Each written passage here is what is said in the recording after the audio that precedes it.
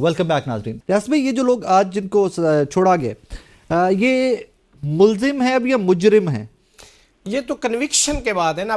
جو 143 ہے 143 کہتے ہی ہے کہ جس کو سینٹنس ہو گئی ہو سزا یافتہ اس کو پارڈن کر سکتے ہیں. 143 سب سیکشن 1 اور اس کا رومن 1 جو ہے وہ یہ کہتا ہے کہ جو مجرم ہے اس کو پارڈن دے سکتے ہیں. اور اب یہ کرمنل ریکارڈ میں رہے گی ان کی یہ سزا؟ اب تو ایکوٹ ہو گئے.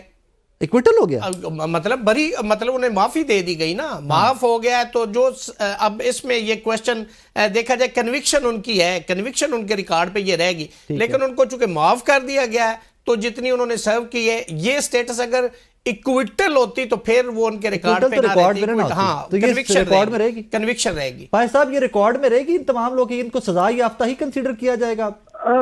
دیکھیں یہ چونکہ معاف کر دیا گیا، میں تھوڑا سا اپنے بھائی ریاست آزاد سے ڈیفر کروں گا کہ جب ان کو معاف کر دیا گیا تو پھر کنوکشن ان کے آڑے نہیں آنی چاہیے اور نہیں آ سکتی. اس کی وجہ یہ ہے کہ اگر تو کورٹ جو ہے وہ ان کو سزا پوری ہونے کے بعد ان کو فارغ کرتی تو پھر کنوکشن جو ہے وہ ایز اٹ از رہتی، جو کہ میرا خیال ہے بیٹر سینس پریویل کی کہ معاف کرنے والے نے ان کو معاف کر دیا تو اٹ مینز کہ وہ سزا ختم ہو گئی ہے، وہ کنوکشن ان کے آڑے نہیں آئے گی.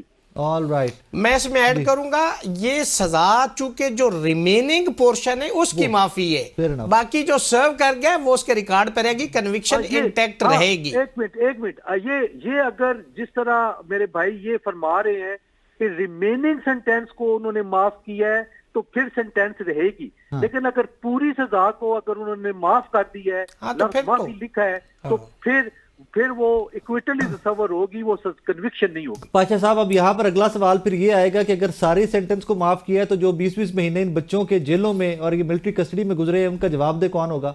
تو ایک لمبی ساری بحث ہوئے گی نا.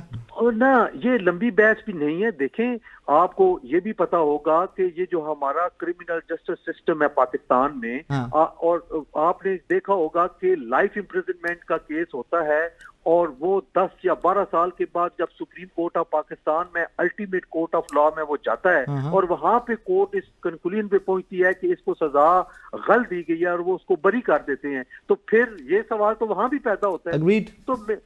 تو یہ اپنی جگہ پہ یہ چیزیں ہیں.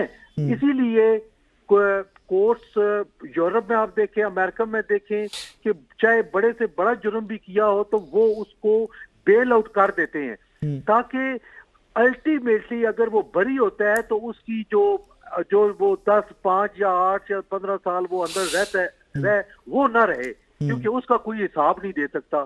الٹیمیٹ ایکویٹل کی صورت میں پھر یہ بات جو سوال آپ نے پوٹ کیا یہ اپنی جگہ پہ آ جاتا ہے. ویسے ناظرین میں ساتھ ساتھ ایڈ کرتا جو کہ 7 جنوری کو ملٹری کورٹس اور انتخابی دھاندلی والے کیس میں وہ بھی سپریم کورٹ میں لگ گئے ہیں. سو یہ آئیڈیل ٹائم ہے نیشنل ہیلنگ کا. I would be very honest, یہ آئیڈیل ٹائم ہے قوم کو یکجا کرنے کا، جو ڈفرینسز ہیں ان کو ختم کر کے اکٹھے ہو کے آگے چلنے کا. ریاض بھی میرا لاسٹ کوسچن آپ سے، جب یہ پہلے کیس لگا ہوا تھا نا سپریم کورٹ میں، ریممبر منصور عوان صاحب اٹارنی جنرل صاحب جب پیش ہوتے تھے ان کا جی ہمیں سزا سنانے دیجیے، یہ سارے شارٹ سینٹنسز ہوں گے، یعنی 10 سال کی سزا میں سنائی جائے گی ملٹری کورٹس تو وہ ٹیک اپ دوبارہ اینگل کیا جائے گا اب 7 جنوری کو کہ جناب منصور عوان صاحب تو یہاں کھڑے ہو کر کہتے رہے کہ شارٹ سینٹنسز ہیں سارے. دیکھیں شارٹ سینٹنس جو 381A ہے نا CRPC، اس کے اندر انہوں نے کہ جو لیس دین 2 year پنشمنٹ ہے اس کو لیس سینٹنس کہا جا سکتا ہے. اور جو باقی ہے نا ہم بیل کی حد تک ایک اور لفظ استعمال کرتے ہیں لیگل زبان میں کہ جس کی 10 سال سے کم ہے اس کو ہم کہتے ہیں نان پروہیبٹری کلاز میں فال کرتا ہے، اور جو 10 سال یا 10 سال تک یا ابو ہے وہ نان پروہیبٹری کلاز ہے. اس کے لیے شارٹ سینٹنس جیسے پاشا صاحب نے بھی فرمایا نا کہ وہ 381A CRPC میں کہ وہ اس کو سسپینڈ کر دیا جاتا ہے. ہمارے جنرل جو لا ہے نا، جو جنرل کنوکشن اس کے تحت ہم ایک اپلیکیشن یا CM ہائی کورٹ میں یا سیشن کورٹ میں تو ایک درخواست آت ہوتی 426 کی کہ جب تک مین اپیل کا فیصلہ نہیں ہوتا ان دا مین وائل اس کا آپریشن نیچے جو سینٹنس ہوئی اس کو سسپینڈ کر دیں، تو وہ اس سینس میں بات ہوتی ہے. شارٹ سینٹنس 10 سال والی جو ہے نا وہ شارٹ سینٹنس نہیں ہے. لیکن جو سپریم کورٹ کا آپ نے ذکر کیا انہوں نے کہا ہے کہ subject to the ultimate decision of this petition which is pending before the Supreme Court. انہوں نے کہا کہ سرے 10 آپ سزائیں سنا دیں, فیصلے کر دیں, باقی اگر یہاں سے اپ ہیلڈ ہو جاتی ہے وہ کیس ہے جس میں جواد ایس خواجہ صاحب نے ایک پٹیشن فائل کی تھی جس میں انہوں نے آرمی ایکٹ 1952 کا سب سیکشن جو 21D تھا اس کو چیلنج کیا تھا, اور اس پہ سپریم کورٹ نے ہولڈ کر دیا کہ الٹرا وائریز ہے. آپ پازیٹیو ہیں کہ 7 جنوری کو معاملہ ڈیسائیڈ ہو جائے گا یہ کیس؟ یہ میں اب کیا کہہ سکتا ہوں, آپ تو 26ویں ترمیم کے بعد میں تو مایوسی کا شکار ہوں, حالانکہ مایوسی گناہ ہے, میں اللہ سے اچھے کی امید رکھتا ہوں.